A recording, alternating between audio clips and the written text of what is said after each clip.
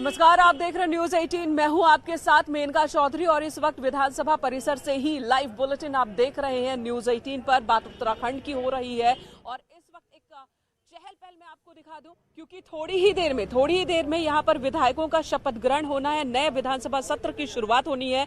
गहमा गहमी यहां आपको नजर आ रही होगी।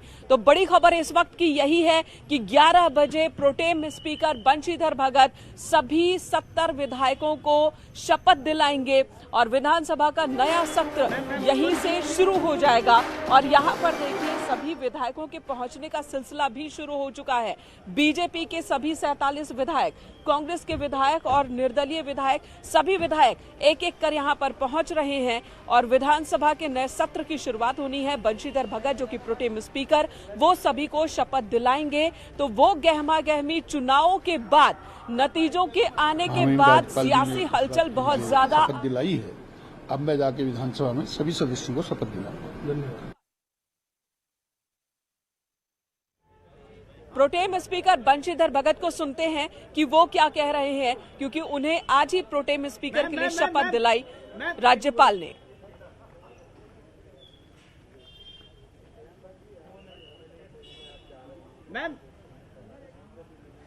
तो आपको एक बार फिर से दिखाते हैं ये तस्वीर। हमारे साथ हरीश रावत, पूर्व मुख्यमंत्री हरीश रावत की बेटी भी मौजूद है, उनसे हम बात करने की कोशिश करेंगे। अनुपमा जी, लाइव बुलेटिन इस वक्त।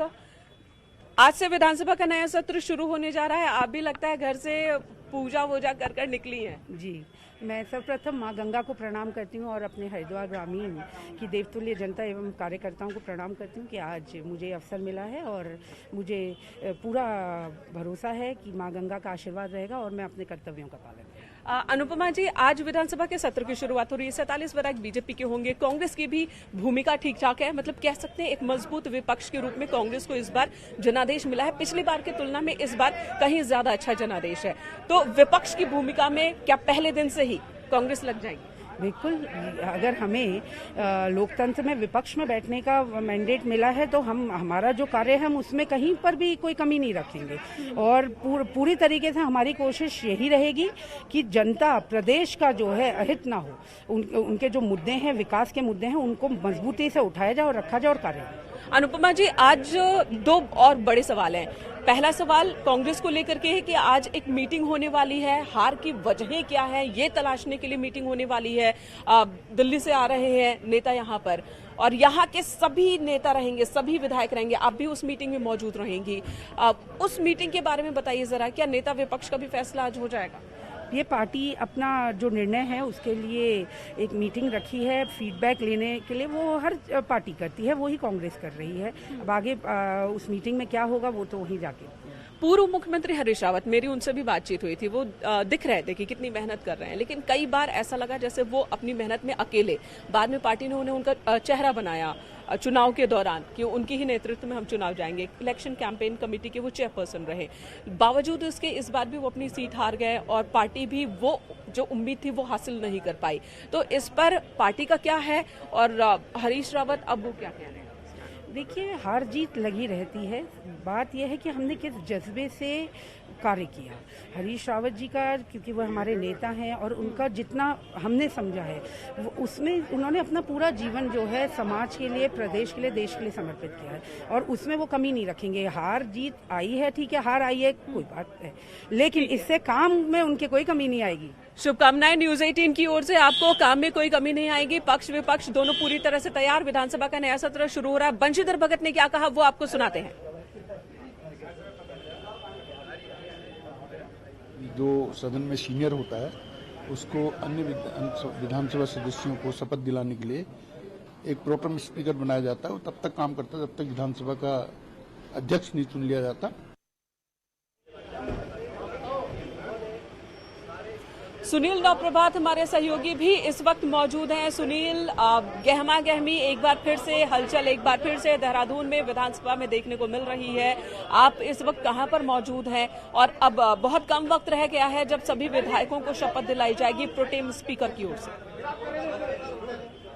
बात करने के लिए लोग जो है 20 किलोमीटर जो है गांव से मोरिया, परोला आना पड़ता है। Thank you.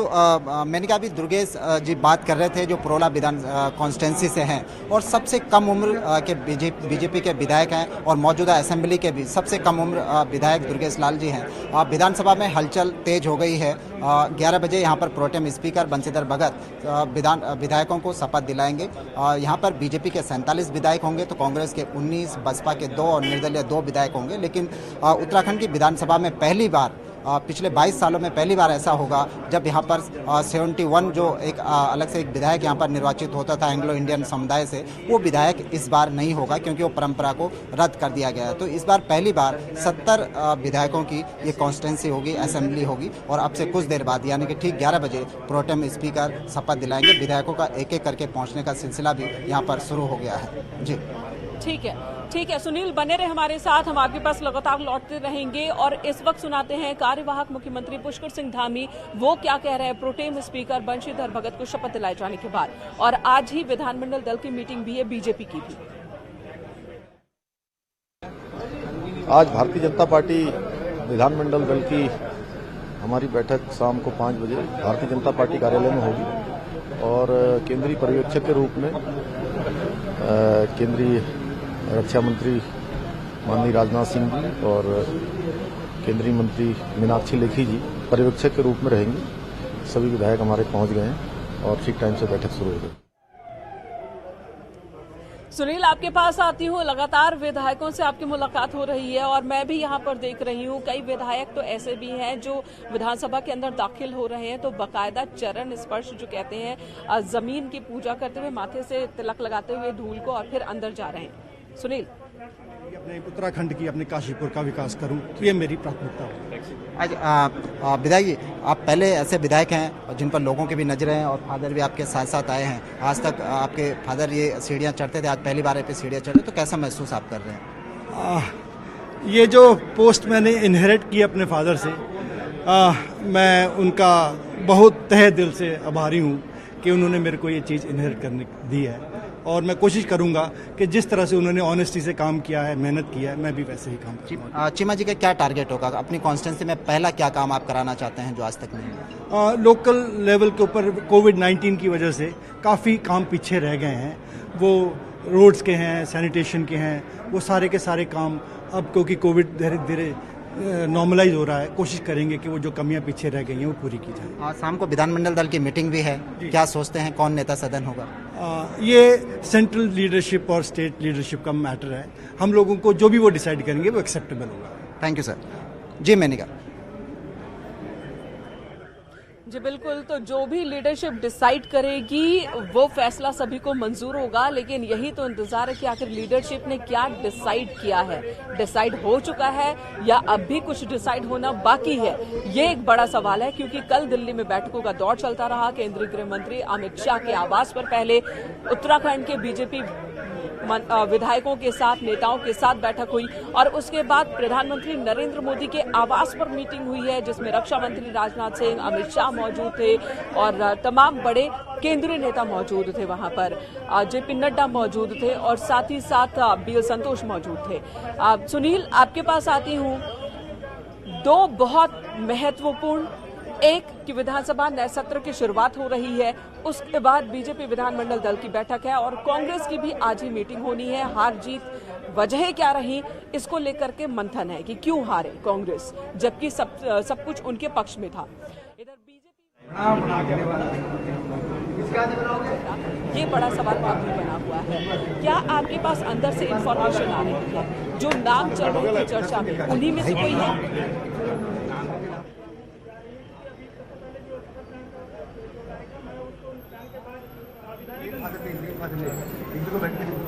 विधायक जी आपसे कुछ देर बाद शपथ होने वाली है, क्या सोचते हैं, कितना उत्साह? मैं भीमताल विधानसभा क्षेत्र की जनता का आभारी हूं कि मुझे दोबारा विधायक बनने का मौका मिला है और जिस रूप में मैंने पिछले 5 साल लगातार क्षेत्र की जनता की सेवा की और विकास के काम को करने का काम किया, उसी तर्ज में लगातार अपनी जनता की सेवा करूंगा और मैं अपनी जनता का आभारी हूँ।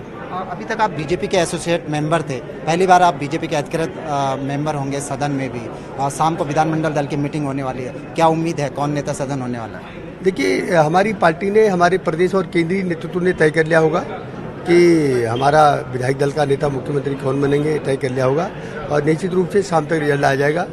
और पुष्कर धामी जी के नेतृत्व में चुनाव सबने, पार्टी ने, हमने लड़ा है और पार्टी का डिसीजन भी जो जनभावनाएं हैं, जो विधायकों की भावनाएं हैं, उस रूप से निश्चित रूप से आएगा।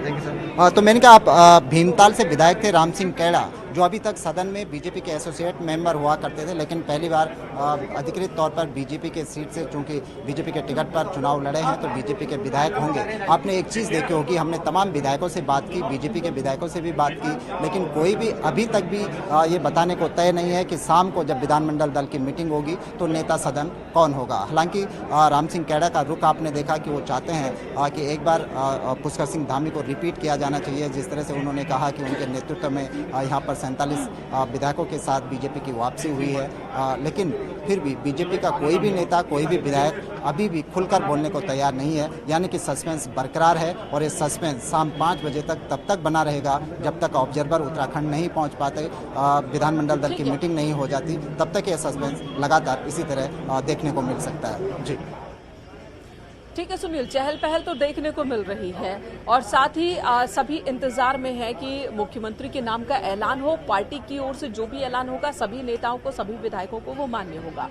क्या आपके पास अंदर खाने से कोई इन्फॉर्मेशन आ रही है? हमने जो तमाम नाम चलाए कि क्या सीएम पुष्कर सिंह धामी उन्हें दोबारा मौका मिल सकता है, क्योंकि एक बहुत बड़ी जीत बीजेपी ने हासिल की। वो अपनी सीट जरूर हारे हैं, लेकिन इतिहास उत्तराखंड में रचा गया है कि इस प्रदेश के गठन के बाद से पहली बार कोई पार्टी दोबारा सत्ता में आ रही है, और वो भी तब जबकि एंटी इनकम्बेंसी की बात थी। बीजेपी की ओर से 3 मुख्यमंत्री देने पड़े और जो आखिर में पुष्कर सिंह धामी के हाथ में कमान आई, तो कहा जा रहा है कि उनकी वजह से एंटी इनकम्बेंसी बहुत हद तक कम हुई है। रितु खंडूरी जी हमारे साथ मौजूद हैं, उनसे भी बात हो जाए। रितु खंडूरी जी, यही हो रहा है, आज एक बहुत ही उत्साह वाला दिन है। नतीजों के आने के बाद आज चहल पहल, सियासी चहल पहल सबसे ज्यादा है। नए विधानसभा सत्र की शुरुआत हो रही है, क्या प्राथमिकताएं होंगी? देखिए, उत्तराखंड की जनता को मैं धन्यवाद करना चाहूंगी कि डबल इंजन की सरकार दोबारा से उत्तराखंड में आई है। डेवलपमेंट प्लान लेकर हम लोग उनके पास गए थे और उस डेवलपमेंट प्लान की आज जीत हुई है, बहुत खुशी है। और निश्चित तौर पे जिस तरह से विकास हम चाहते हैं, उत्तराखंड के वासी चाहते हैं, वो होगा। अगला दशक आप जानते हैं, आदरणीय प्रधानमंत्री जी कहते हैं कि उत्तराखंड का होने वाला है, तो उसके लिए हर तरह के प्रयास होंगे और विकास की ओर उत्तराखंड अवश्य बढ़ेगा।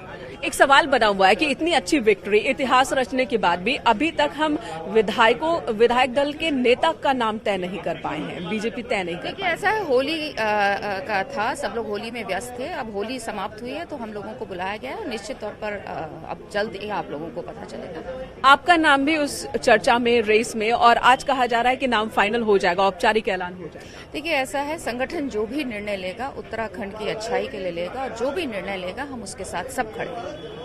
धन्यवाद न्यूज 18 से बात करने के लिए और बहुत बहुत शुभकामनाएं, क्योंकि विधानसभा के नए सत्र की शुरुआत हो रही है। सुनील, एक ही बात सभी कह रहे हैं कि हम अपनी भूमिका, पक्ष के नेता हो विपक्ष के नेता हो, उनका यही कहना है कि हम अपनी भूमिका बखूबी निभाएंगे, लेकिन सवाल जो है वो दोनों ही तरफ बरकरार है कि क्या वजह है कि इतना वक्त लगता है, क्या वजह है कि बार बार दिल्ली जाना पड़ता है उत्तराखंड के नेताओं को, चाहे वो बीजेपी के हो, कांग्रेस को हो, किसी भी फैसले के लिए, और बीजेपी से बड़े नेताओं को यहाँ आना पड़ता है अगर कोई भी कहीं भी कोई प्रॉब्लम है, विधायकों के बीच मनमुटाव है, तो उसको सुलझाने के लिए, और इस बार भी वो देखने को मिल रहा है।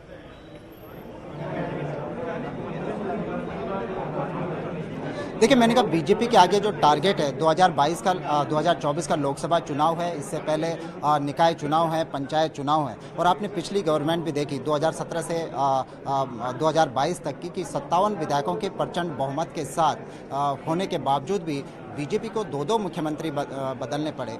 तो बीजेपी आला कमान अब ये नहीं चाहता कि 2022 में जब तमाम मिथक तोड़ते हुए बीजेपी ने एक बार फिर से वापसी की है, जनता का विश्वास जीता है, 47 सीटों के साथ सत्ता हासिल की है, तो वो स्थिति फिर दोबारा पैदा न हो।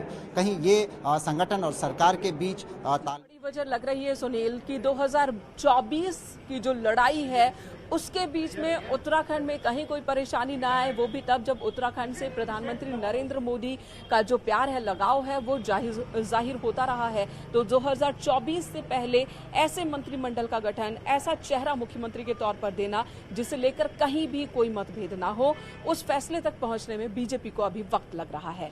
रुकेंगे यहाँ पर एक छोटे से ब्रेक के लिए, खबरों का सिलसिला जारी है।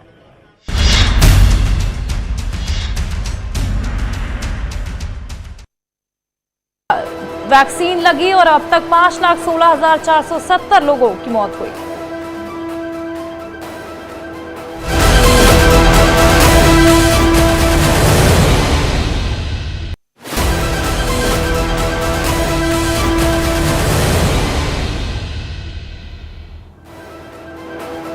उत्तराखंड में 23 मार्च को होगा नई सरकार का शपथ ग्रहण। सुबह 11 बजे देहरादून के परेड ग्राउंड में होगा शपथ समारोह। शपथ ग्रहण में हर वर्ग और समुदाय से लोगों को बुलाया जाएगा। पीएम मोदी के साथ कई राज्यों के सीएम भी होंगे शामिल। देहरादून में कल शाम होगी बीजेपी विधानमंडल दल की बैठक।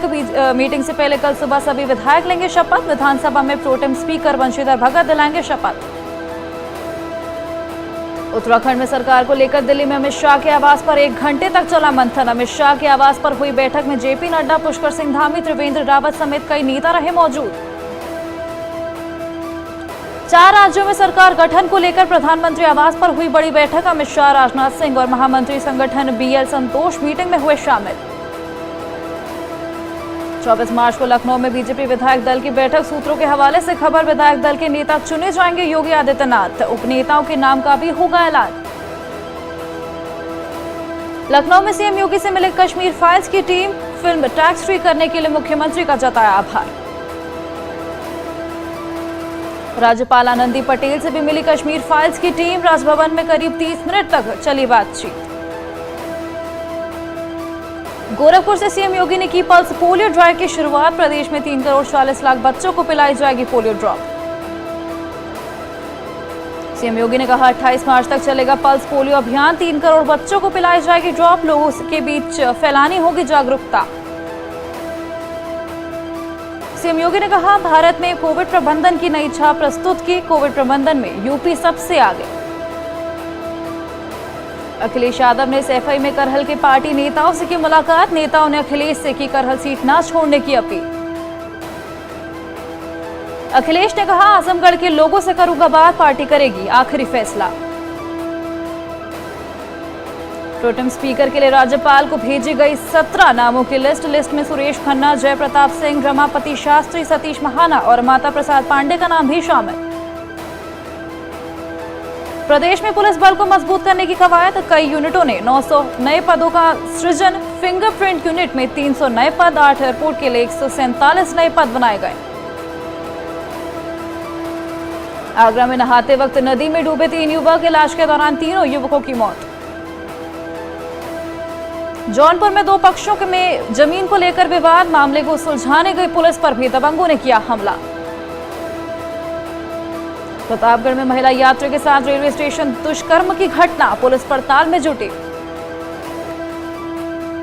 जौनपुर में पति ने पत्नी की गला काटकर की हत्या। नशे में धुत था कातिल पति। इटावा में मासूम की हत्या। गांव वालों ने जताई बलि की आशंका। पुलिस पूरे मामले की जांच में जुटी। फतेहपुर में हेड कांस्टेबल ने नशे में लाइसेंसी बंदूक से की फायरिंग में 16 साल का लड़का घायल। अयोध्या में जंगल में पेड़ से लटका मिला युवक का शव। पुलिस मामले की जांच में जुटी। पीलीभीत में एक परिवार पर बदमाशों ने किया हमला। मारपीट का वीडियो सोशल मीडिया पर वायरल। बांदा में पुलिस की गुंडाई का वीडियो वायरल। गुटखा देने में असमर्थ लड़की के दुकान का काउंटर तोड़ दिया। वीडियो सोशल मीडिया पर जमकर वायरल। उत्तरकाशी के पर्यटन सचिव दिलीप जावलकर ने केदारकांठा ट्रैक का किया दौरा। लगभग 12,500 फुट ऊंचाई पर है केदारकांठ ट्रैक। जोशीमठ में आज तेज हवाओं के साथ कुछ जगहों पर बारिश हुई है। बारिश के बाद तापमान में गिरावट दर्ज की गई। होली के दिन कानपुर में बड़ा हादसा। नदी में डूबे 9 बच्चे। आज 5 के शव निकाले गए। 4 की तलाश। सीएम योगी ने घटना पर जताया शोक। पीड़ित परिवारों की हर संभव मदद के लिए दिए निर्देश।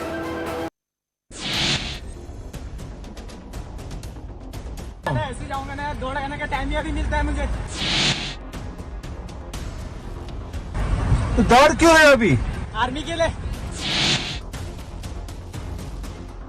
आर्मी के लिए? हाँ। बाप रे, क्या नाम है तुम्हारा बेटा? प्रदीप मेहरा। और कहाँ के रहने वाले हो? उत्तराखंड, अल्मोड़ा। यार सुनो, तुम सुबह दौड़ लेना, मैं तुम्हें छोड़ देता हूँ। सुबह में उठ के बाद आना, सुबह मुझे ड्यूटी को जल्दी जाना होता है तो खाना वाना बनाना होता है। कितने बजे? 8 बजे। कमाल है यार प्रदीप। कितनी उम्र है तुम्हारी बच्चे? 19। ईजा बाजू कहाँ चल? घर मम्मी इलाज चल। तो ये वीडियो इंस्पिरेशनल है। उत्तराखंड के एक नौजवान का वीडियो सोशल मीडिया पर लगातार वायरल हो रहा है। प्रदीप इस नौजवान का नाम है। लाखों लोगों ने अब तक ये वीडियो देख लिया है। अल्मोड़ा का रहने वाला है प्रदीप। सेना में जाना चाहता है, दौड़ लगाकर काम से घर लौटता है, रोज 10 किलोमीटर की दौड़ लगाता है।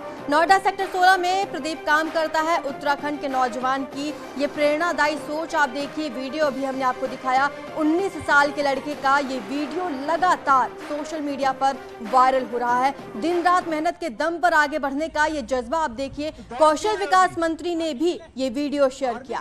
राजीव चंद्रशेखर समेत हजारों लोगों ने इसे रीट्वीट किया है। आपको बता दें, फौज में भर्ती होने की मेहनत और दिन में काम, रात की दौड़ का ये वीडियो लगातार वायरल हो रहा है।